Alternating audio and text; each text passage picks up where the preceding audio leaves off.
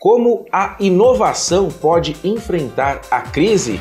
Criada há 115 anos, a subestação Paulo Souza, localizada no centro de São Paulo, é a mais antiga do estado.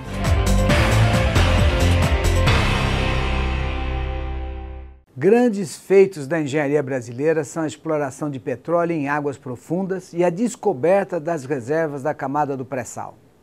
Com isso, o potencial nacional neste recurso energético, que ainda é extremamente estratégico, deu um salto fundamental. Para que essa riqueza encontrada pudesse gerar frutos ao povo brasileiro, foi estabelecida uma regra pela qual a Petrobras, nossa empresa petrolífera, que é de ponta, teria participação de 30% na exploração dessas reservas.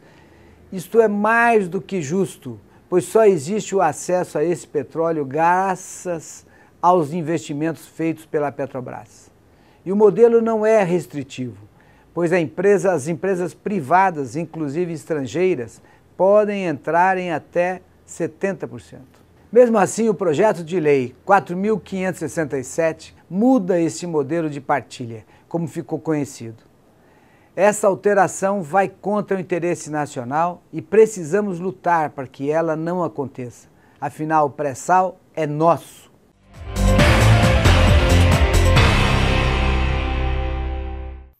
Prezadíssimo telespectador, seja muito bem-vindo a mais uma entrevista do JE na TV.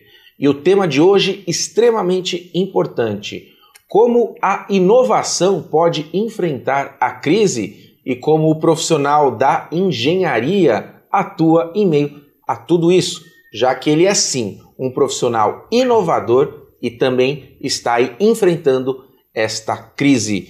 Ao meu lado, Fernando Palmesan, nosso dirigente e também integrante da equipe exitosa do EasyTech. Palmesan, prazer sempre recebê-lo aqui, viu? Prazer é meu, Fábio. É sempre bom, gostoso estar aqui batendo um papo com você e levando uma mensagem de boas expectativas para o pessoal que nos acompanha. Palmesan, no nosso Jornal do Engenheiro versão impressa deste mês, o pessoal que não tem a versão impressa aí consigo pode acessar no nosso site cesp.org.br, você escreveu um artigo a respeito dessa relação da inovação com a crise. Qual a mensagem principal que você quis passar com esse artigo? A mensagem, Fábio, é que uma das maneiras de a gente sair da crise no nosso país é realmente através da inovação. Nós precisamos sair desse movimento que a gente está, digamos assim, para baixo, né? Então as nossas conversas em todos os lugares, a conversa profissional, a conversa entre amigos, até a conversa no restaurante, no barzinho, é uma conversa que não está uma conversa gostosa. Está uma conversa para baixo, todo mundo falando de os grandes problemas que o Brasil está enfrentando. E nós temos que conversar, segundo o meu ponto de vista, de uma forma a sair desse processo, né? E uma das formas de sair desse processo é realmente...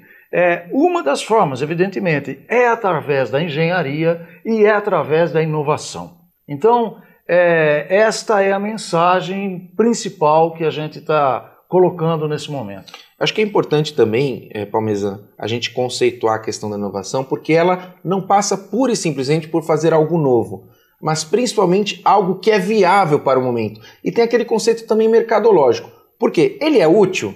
Ele vai ser absorvido pelo setor produtivo? Vai gerar empregos? Tudo isso tem que ser pensado na hora de inovar, né? Sem dúvida nenhuma. Eu acredito que você fazer inovação por achar que é alguma coisa de modismo não tem muito sentido. Nós temos que fazer alguma coisa que seja alguma coisa boa para a sociedade de modo geral. E é essa a pegada que a gente tem no EasyTech, com os nossos alunos do EasyTech, o caminho que a gente aponta para eles, e evidentemente que eles já têm capacidade de entender isso, é exatamente um caminho de uma inovação que seja alguma coisa que vá atender a uma necessidade de mercado, a uma necessidade do público, de modo geral, da população brasileira, no nosso caso, né? Então, é muito voltado para alguma coisa prática. Nós não estamos falando muito em invenção, nós estamos falando mais em alguma coisa inovadora no sentido de você ou criar alguma coisa que vai ser utilizada, ou aperfeiçoar alguma coisa que exista, mas com uma visão de colocar isso para que seja um benefício da população, da sociedade. Palmisano, daqui a pouco eu quero falar mais sobre o EasyTech, mas antes, um olhar para fora. Como você avalia hoje a inovação no nosso país? Você foi muito claro, nós precisamos dela, mas nós fazemos bem inovação? Nós temos no nosso país uma meta de investir em inovação, em pesquisa e desenvolvimento, por volta de 2% do nosso PIB. O que nós investimos hoje, ano passado, ano retrasado, foi alguma coisa por volta de 1,2%. Nós estamos falando 1,2% e 2%, parece pouco, mas a diferença é muito grande para esse percentual. Nós precisamos investir mais, nós temos condições de investir mais. No entanto, Fábio, se a gente for olhar o que está acontecendo hoje no nosso país, com esse problema dessa crise fiscal, muito provavelmente a gente vai ter que enfrentar um processo que é o processo de que as instituições públicas terão dificuldade de investir por conta de tudo que está acontecendo. Ou seja, nossas instituições privadas, nossas empresas, nossa indústria vai precisar fazer um esforço adicional e ela tentar compensar esse papel que o Estado provavelmente vai ter dificuldade de fazer nesse momento. Agora, é um momento de investimento. Nós temos que nos preparar, porque o mundo todo está passando por um processo difícil. Quem estiver preparado, as empresas que estiverem preparadas, e impreparado significa sim inovação. Significa sim você olhar o mercado de uma outra forma, produtos e serviços de uma forma diferente. Então essas empresas, essas instituições que entenderem isso e investirem em inovação, porque a inovação não é uma coisa de curto prazo. Você tem que investir pensando no futuro. Essas empresas terão muitas condições de sucesso no momento seguinte. Agora, na sua visão, a relação hoje do engenheiro com a inovação. E eu pergunto pelo seguinte, acredito que em si a profissão do engenheiro já o faz ser inovador, porque já é inerente ao seu processo, né? Ele sempre está buscando condições melhores de se fazer algo a fim de melhores resultados. Mas eu pergunto, como é que o engenheiro hoje deve encarar essa questão hoje de que, você mesmo pontuou, o Estado que já investe pouco, né, está difícil para o momento. As empresas precisam pegar essa responsabilidade para si. O que o profissional pode fazer? Se preparar, se estudar, ter mais aguçada essa visão de inovação? Precisa se capacitar mais, Fábio. É esse o processo, porque o processo inovativo, o processo da inovação, não é alguma coisa que cai do céu, não. Ele é um processo em que você tem que se planejar muito, em que você tem que trabalhar muito. E você tem que ter muito conhecimento de fronteira, conhecimento de ponta. Você só consegue isso se você se capacitar. Então, a capacitação do profissional que já está no mercado, a requalificação, é importantíssima. E para quem está estudando, que vai ser um futuro profissional, digamos, da engenharia, que é a nossa área de conversa aqui, precisa ter uma condição, uma qualificação muito boa, sabe? Então, esse processo todo é um processo complexo, não é uma coisa simples. Não é simplesmente eu dizer, não, eu vou inovar. Mas o que é isso? É um processo trabalhoso, é um processo que não é simples. Claro que uma invenção pode ser alguma coisa assim, um estalo, mas de maneira geral é arregaçar as mangas e trabalhar muito e estar muito bem preparado. Essa é a maneira de você atingir o seu objetivo, de você colocar um processo inovativo, de inovação em um produto, em um serviço, em uma atividade que você faça. Daí, então, a importância de uma instituição como o EasyTech, que tem na sua gênese formar profissionais que tenham a inovação no sangue? Exatamente.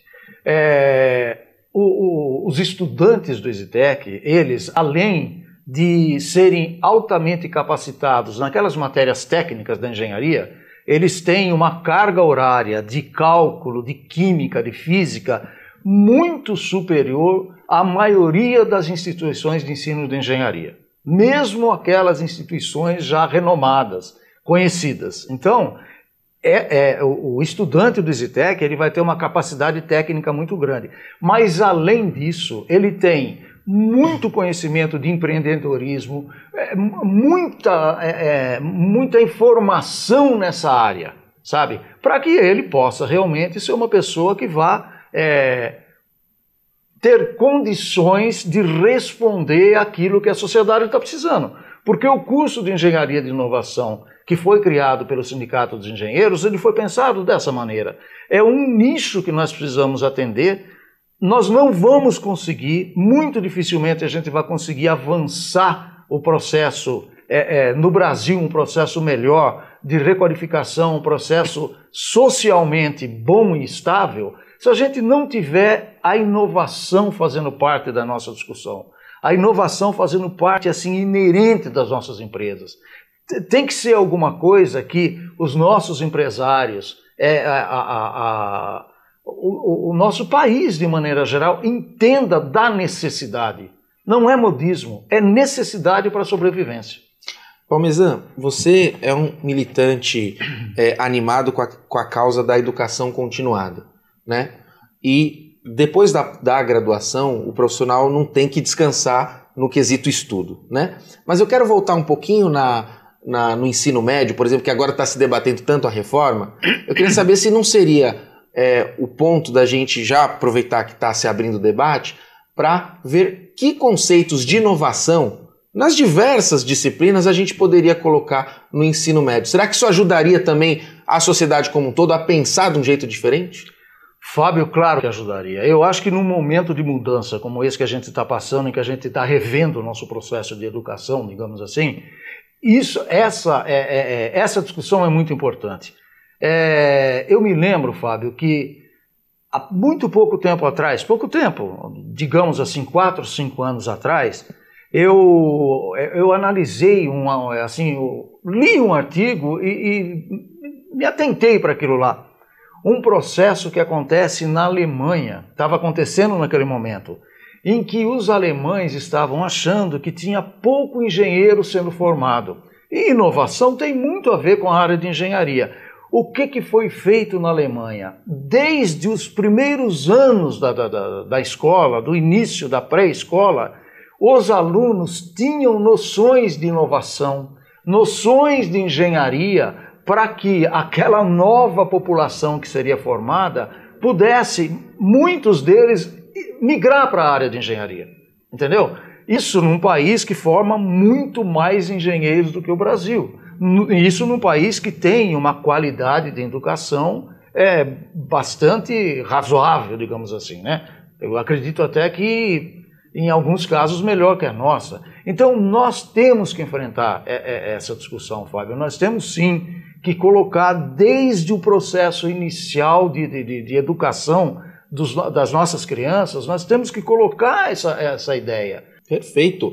No próximo bloco, nós vamos também falar sobre quais as propostas de inovação que os engenheiros trazem para a sociedade como um todo. Como é que eles também, inovadores que são, ensinam a sociedade a inovar. A gente volta daqui a pouquinho, não saia daí.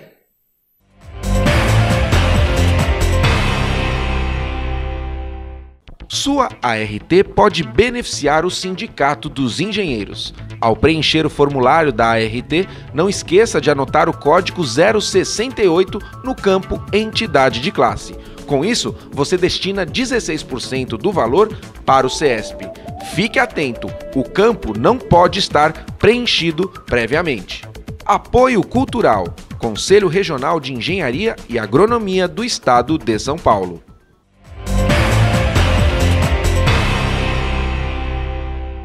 Estamos de volta no programa Jornal do Engenheiro, nesta edição falando sobre a inovação e o enfrentamento da crise. Fernando Parmesan, no bloco anterior eu falei que os engenheiros têm que ser inovadores, né? Já é a natureza, é inerente, né, à sua profissão, mas eles também propõem inovação para os outros setores da sociedade. Eu queria que você falasse da proposta que os engenheiros fizeram por meio do Cresce Brasil para o poder público.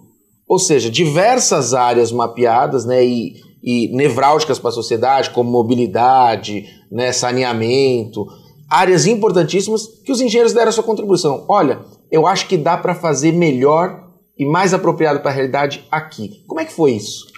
Então, Fábio, você sabe que a cada 2 anos a gente cria um novo Cresce Brasil, né? Agora, como a gente tem eleição para prefeito, nós fizemos um Cresce Brasil, que nós demos o nome de Cresce Brasil Cidades, onde a gente apresenta propostas para os candidatos. E discutimos essas propostas entre nós e apresentamos. O candidato que quiser colocar no seu programa de governo, a gente se sente honrado. Propostas, Fábio, vamos falar, tem várias propostas, você citou exemplos de propostas na área de mobilidade, nós temos propostas na área de energia, por exemplo. Para falar de alguma coisa que é assim, o dia a dia da nossa cidade e o dia a dia da nossa vida. Nós temos na cidade de São Paulo, a gente olha para cima e a gente vê uma montoeira de fio, a gente vê, é uma coisa que não é bonita, não é agradável. E também perigoso, né? Perigoso. Porque tem uns pendendo. É algo muito perigoso e é algo que agride, eu acho que é uma agressão à cidade de modo geral. Bom, nós temos propostas assim muito diretas e de algo que pode ser feito. Não é tão difícil de se conseguir fazer isso, porque existe até verba destinada para alguma coisa desse tipo. Na área de iluminação pública, por exemplo. Então, quais são as sugestões? Não é nada mirabolante. É a gente, basicamente, melhorar a nossa cidade, as cidades de modo geral, em termos de iluminação pública, trocando as nossas lâmpadas atuais que são utilizadas por lâmpadas de LED, por exemplo. É uma inovação, e é uma inovação que traria para os municípios, além da vantagem de ser muito mais iluminado, de você ter muito mais segurança, também uma outra questão, que é a questão da economia na utilização da energia. Então, por exemplo, se a gente trocasse toda a iluminação pública de São Paulo, provavelmente a gente teria uma economia de quase 50% no consumo de energia. Veja quanto de dinheiro, qual é o volume de dinheiro envolvido nisso que poderia ser destinado para as outras áreas. Isso é inovação, sabe? Isso é algo inovador. Então, nós estamos fazendo essa discussão, essa que eu estou citando como exemplo, pela Federação Nacional dos Engenheiros, porque nós queremos que isso seja de abrangência nacional. Então, exemplos como esse, nós temos vários de propostas que a gente faz nesse nosso documento e que poderiam ser aproveitadas pelos futuros prefeitos dos nossos municípios. Parmesan, esse documento que foi feito pelo Cresce Brasil Cidades, como você mesmo disse, é um projeto nacional, foi entregue aos candidatos a prefeitos. Nós estamos gravando essa entrevista antes do primeiro turno no nosso país. Muitas cidades agora já conhecem os seus prefeitos, outras ainda estão em meio ao segundo turno, mas eu quero perguntar o seguinte, é também inovador esse processo de interação, porque uma vez que você leva um projeto, você propõe para um candidato a prefeito, ele vira prefeito, ele também interage, fala, olha, na minha cidade eu acho que precisa fazer essa adaptação aqui, o que vocês acham? Cria-se um diálogo em torno dessas propostas? Cria-se um grande diálogo, Fábio, um grande diálogo, porque, veja, como a Federação Nacional tem uma abrangência nacional, nós temos sindicatos de engenheiro atuando em todos os estados do país. Então, a conversa dos prefeitos com os nossos militantes, com os nossos diretores desses sindicatos de engenheiros, fica alguma coisa muito fácil. Como nossas instituições são instituições que têm, por assim, princípio, tentar ajudar num processo de melhora para a sociedade, a nossa conversa é uma conversa que flui muito fácil.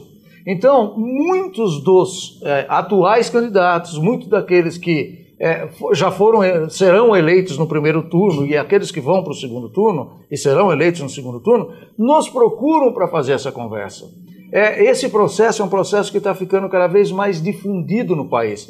Parmesan, o Cresce Brasil, que eu queria que você explicasse para nós a dimensão, né, já que o Cresce Brasil Cidades é uma edição, mas o projeto é algo muito maior, eu queria partir a pergunta de um episódio recente que foi 2014, que nós tivemos a Copa do Mundo aqui, um evento sobre o qual todos os olhos do mundo estavam voltados, e a FNE teve uma atitude muito cívica e liderada pelo Murilo Pinheiro, que foi o seguinte: muitos queriam a Copa e muitos não queriam a Copa.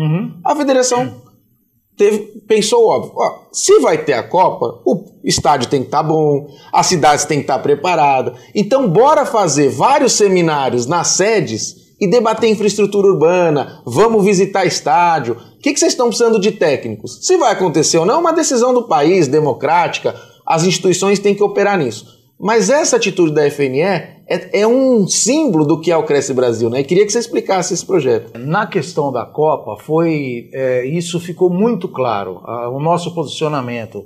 Um posicionamento, digamos assim, antes de mais nada, apartidário, sabe? O nosso interesse, naquele momento, não era a Copa do Mundo enquanto um campeonato de futebol. O nosso interesse era em poder utilizar aquela estrutura que estava sendo montada para que a gente tivesse um legado que fosse alguma coisa boa para a nossa população, boa para o brasileiro de modo geral. Então, nós atuamos sim, nós fizemos inúmeros seminários discutindo principalmente a questão de mobilidade nas cidades, nas cidades sedes, onde aconteceriam os jogos. Muitas das coisas que foram implementadas foram frutos das nossas discussões, das nossas cobranças, sabe? Porque existia um projeto, né, de grandes obras para as cidades, mas você sabe como funciona. Se não existe alguém cobrando, olhando, acompanhando, as coisas às vezes não saem, né?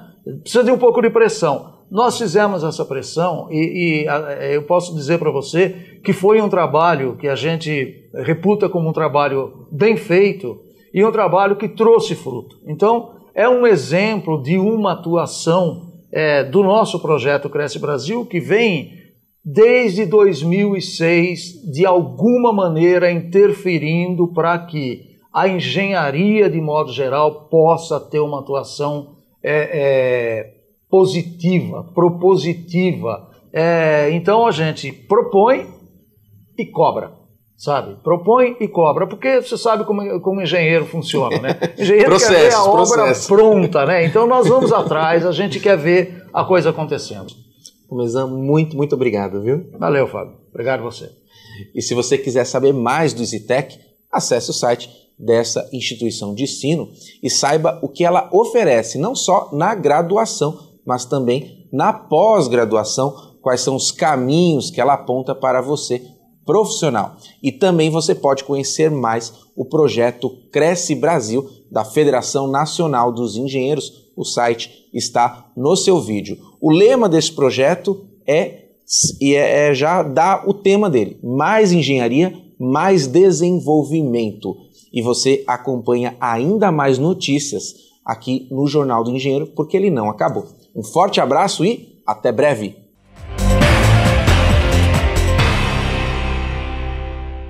Criada há 115 anos, a subestação Paulo Souza, localizada no centro de São Paulo, é a mais antiga do estado. Ela distribui eletricidade para domicílios, comércios, transporte público, o que resulta um total de 300 mil pessoas atendidas diariamente. Antes de chegar ao consumidor final, a eletricidade percorre um longo caminho. É uma rede composta por usinas, linhas de transmissão, transformadores e, é claro, os postes nas ruas. E tudo isso para que seja possível acionar um pequeno interruptor ou transportar milhares de pessoas por dia. A subestação, na realidade, é um espaço confinado, né? Onde a energia elétrica é tratada. Ou seja, essa energia ela vem através das geradoras, através das linhas de transmissão, chegam nas nossas subestações e nós tratamos essa energia, ou seja, nós rebaixamos essa energia. Ao rebaixar a tensão elétrica, a subestação permite a distribuição de energia para os imóveis. Apesar de mais baixa, essa tensão utilizada nas redes de distribuição ainda não está adequada para o consumo imediato. Para completar essa tarefa, é necessária a existência dos transformadores menores, localizados em postes, que entregam nos imóveis a energia nas voltagens ideais, 110 e 220.